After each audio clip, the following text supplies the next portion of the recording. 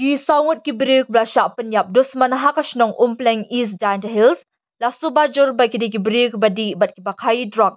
Bat na pedeng kini lala ban itu ya arngut naki. Hakaba uwei udei ubalatip kerteng kum unasar kendat lifelines namerta nakash nong dikia East posh nong East Giant Hills. Bat uwei pat uravi rai arflies namerta ubadai na ilam Nepal.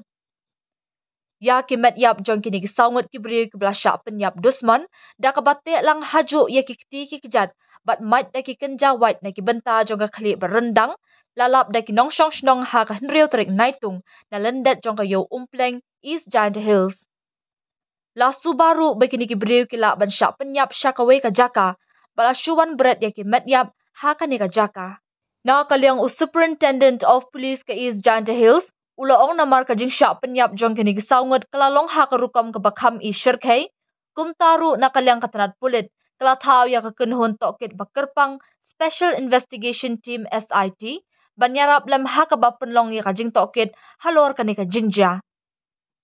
Na kaliang kihe pulit haringkat kakenhon CSU Mobile Forensic Crime Scene Unit bat magistrate kilawan poy marmar sya kani ka jaka ban bishar benya ya ka jinglong jingman bat hadin ka jinglum ya kisaki satar lapen kenriat no ya kini ki medyap syapo civil hospital kleriat banle ya ka postmortem.